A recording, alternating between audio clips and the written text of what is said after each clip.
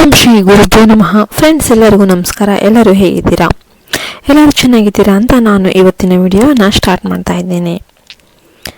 ನಾವು ಮನೆಯಲ್ಲಿ ಶಾಂತಿ, ಸಮೃದ್ಧಿ ಮತ್ತು ಆಧ್ಯಾತ್ಮಿಕ ಪ್ರಗತಿಯ ಬಗ್ಗೆ ಮಾತನಾಡೋಣ.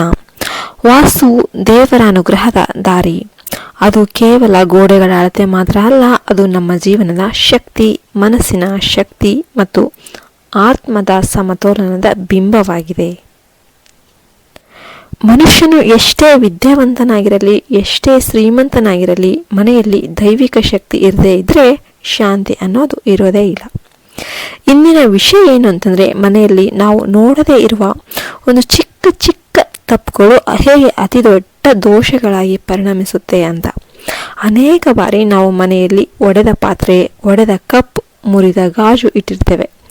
ಅದು ಕೇವಲ ಒಂದು ವಸ್ತುವಿನ ಹಾನಿ ಮಾತ್ರ ಅಲ್ಲ, ಇದೇನಾಗಲ್ಲ ಅಂತ ನಾವು ಅಂದ್ಕೊಂಡ್ಬಿಡ್ತೇವೆ. ಆದರೆ ಆ ವಸ್ತುಗಳಲ್ಲಿ ಆ ಲಕ್ಷ್ಮಿಯ ವಾಸ ಇದೆ ಅಂತ ನಿಮ್ಗೇನಾದರೂ ಗೊತ್ತಾ? ಒಡೆದ ವಸ್ತು ಅಂತಂದರೆ ದೇಹಕ್ಕೆ ಗಾಯವಾದಂತೆ, ಮನೆಗೆ ದೋಷವನ್ನು ಉಂಟು ಮಾಡುತ್ತೆ. ದೇವತೆಗಳು ಶುದ್ಧವನ್ನು ಪ್ರೀತಿ ಮಾಡ್ತಾರೆ, ಆ ಲಕ್ಷ್ಮಿ ಅಶುದ್ಧತೆಯಲ್ಲಿ ವಾಸ ಮಾಡ್ತಾಳೆ. ಯಾವ ಮನೆಯಲ್ಲಿ ಒಡೆದ ಪಾತ್ರೆ, ಒಡೆದ ಗ್ಲಾಸ್, ಮುರಿದ ಕನ್ನಡಿ ಎಲ್ಲಿರುತ್ತೋ ಅಲ್ಲಿ ಸೌಹಾರ್ದತೆ ನಿಧಾನವಾಗಿ ಕುಸಿತಾ ಹೋಗುತ್ತೆ. ಪತಿ ಪತ್ನಿಯ ನಡುವೆ ಬಿಕ್ಕಟ್ಟು, ಗಲಾಟೆ, ಜಗಳ ಏರ್ಪಡುತ್ತೆ. ಮಕ್ಕಳಲ್ಲಿ ಸೋಮಾರಿತನ, ಕೆಲಸದಲ್ಲಿ ವಿಳಂಬ ಇವು ಆಗತೊಡಗುತ್ತೆ.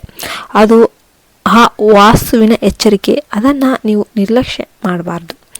ಕಪ್ನ ಮೂಲೆ ಮುರಿದಿದ್ರೂ ಕೂಡ ಅದು ನಕಾರಾತ್ಮಕ ಶಕ್ತಿ ಬೀರುತ್ತೆ. ಇದನ್ನು ತಕ್ಷಣ ಹೊರಹಾಕಬೇಕು. ಮನೆಯಲ್ಲಿ ಇಡುವ ಪ್ರತಿಯೊಂದು ವಸ್ತು ಜೀವಂತ ಶಕ್ತಿಯನ್ನು ಹೊತ್ತಿದೆ.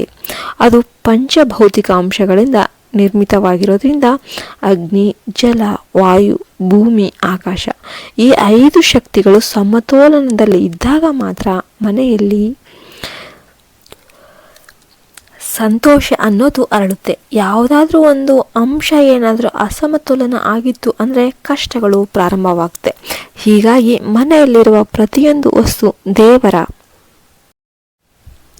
ಉಪಸ್ಥಿತಿಗೆ ಕಾರಣವಾಗುತ್ತೆ.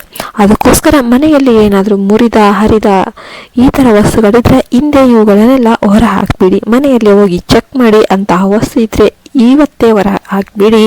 ಮತ್ತು ಎಲ್ಲರಿಗೂ ಒಳ್ಳೆಯದಾಗಲಿ ಅಂತ ಆಶಿಸ್ತಾ ನಾನು ಈ ವಿಡಿಯೋವನ್ನು ಮುಗಿಸ್ತಾ ಇದ್ದೇನೆ. ಜೈ ಹಿಂದ್, ಜೈ ಭಾರತ್ ಮಾತೆ. ಹರಿ ಓಂ ತತ್ಸತ್. ಸರ್ವೇ ಜನ ಸುಖಿನೋ ಭವಂತು.